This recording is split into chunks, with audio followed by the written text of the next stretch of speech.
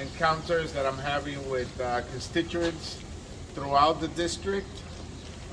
We've done them in Inwood, in the Bronx, in Harlem, in East Harlem. And of course, this neighborhood is very special to me because I grew up right down the street, 3681 Broadway, right there on 153rd Street and Broadway. And so, and I went to high school right down 152nd in Amsterdam, where the public school is at. Wow. That used to be a high school. Look at you. Back in the day. I'm not telling you when. But this is obviously a special neighborhood for me because of what it means to me and my family. And my grandmother had a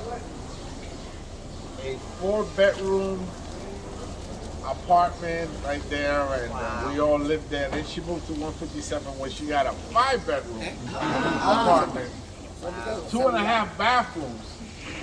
My niece still has that apartment, and I kid with her and I said, let's trade. She won't do it. And she is paying very good rent. You know what I mean? She has 3 boys, so you know she's saving up for college, right? So our family was, you know, so like around here for many years, and the neighborhood has gone through ups and downs, but I think it's a resilient neighborhood that has a lot to offer to the city, and as a result, you know, we see it, I think, coming back now and stronger, right? Part of it, I think, part of the strength is diversity, right? The fact that it's a very diverse neighborhood. You have a young, aspiring, fresh voice in the city council, in Sean Abreu, right? Who's leading the fight in the city council on a host of issues that I think are important to the neighborhood, including beautifying the park down on Riverside Drive, right? He's working on that parking lot where everybody used to do like the tailgating stuff. And now he's looking to get a new playground down there and make it better at $42 million? 24 million dollars. I have a sense of making things more expensive than they should be. He's got a campaign against rats. And I think this neighborhood has been selected for that special initiative that the city is going to put out. But maybe you want to talk about it again. I'll be very brief. Thank you all for convening here today for the Congressman's Coffee on Your Corner. He does this every year, and we're happy to have the neighborhood here. There's some of the things that we're taking on the City Council. This neighborhood has been designated as a rat mitigation zone. The mayor has already allocated $3.5 million to the neighborhood for rat mitigation alone. He has now allocated $5.7 million to containerize trash in this district from 155 to 110th. It is a pilot containerization program, the first in the city. The only council district that has it is this district. And that's something that we're very proud about. We're taking on the war on trash very seriously. I know that there's some folks who are upset about cars. You know, I think there's a thing about it's a give and take. You know, we're only seeing like a 5% of cars being reduced here, while also making sure that we're containerizing our trash.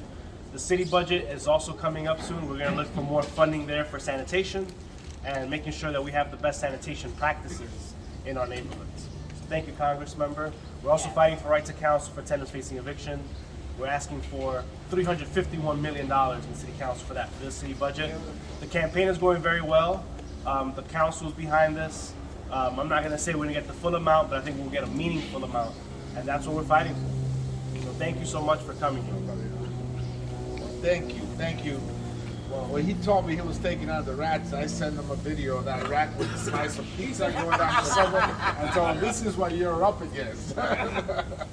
And so, but that's a great program, and I was there to announce it with the mayor and with your council member. And so this is an initiative that will help clean up the neighborhood. I think it's important that we keep the neighborhood, you know, clean. And you know, we just recently had Earth Day, right? And so there's a bunch of cleanup initiatives across the district.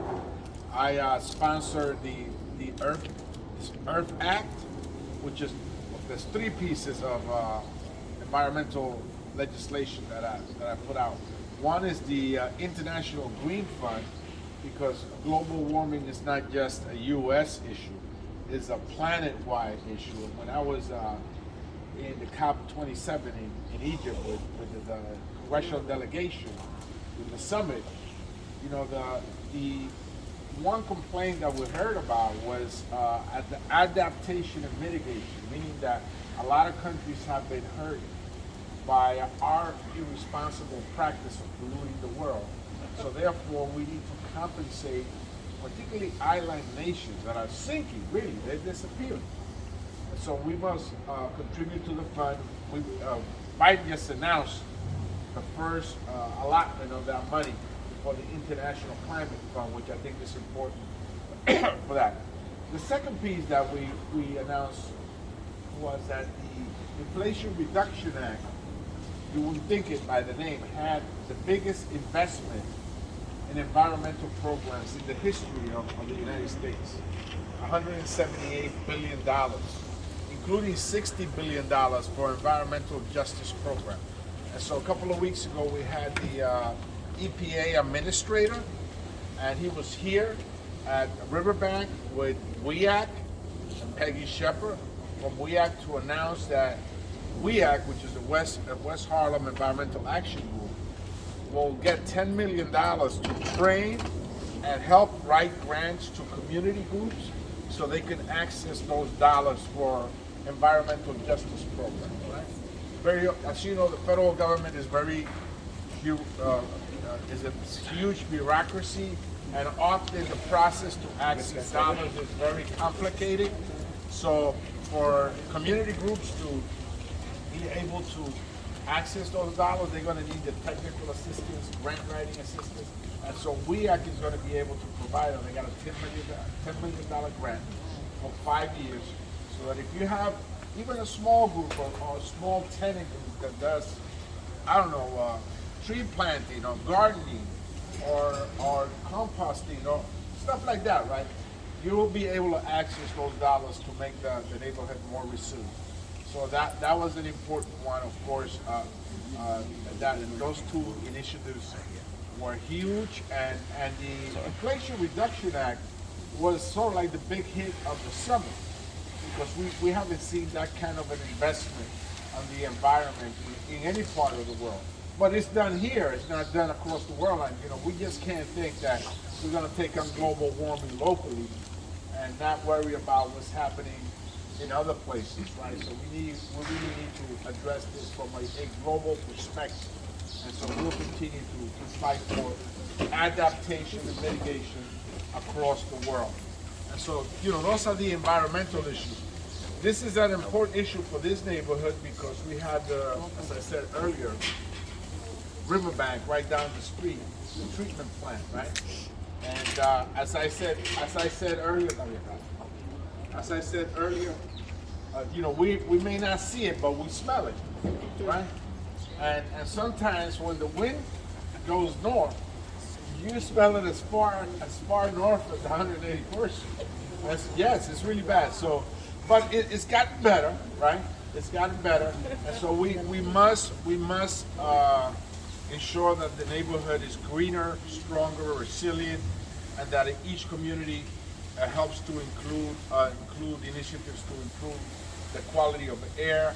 We have very high levels of asthma and respiratory diseases because of the quality of air. And so this is a hot zone that we need to address. And I hope to drag a lot of that money in locally so that local community groups will benefit from it and engage the community at the ground level to ensure that we address global warming. I think it's important that we do that. Housing, the council member said, the right to counsel is an important one.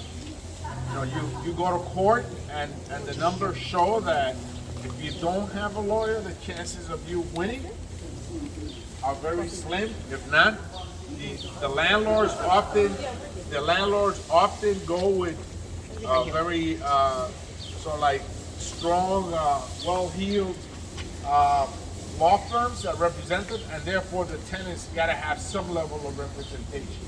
It's just like legal aid in the criminal court. You should have that in-house landlord-tenant court.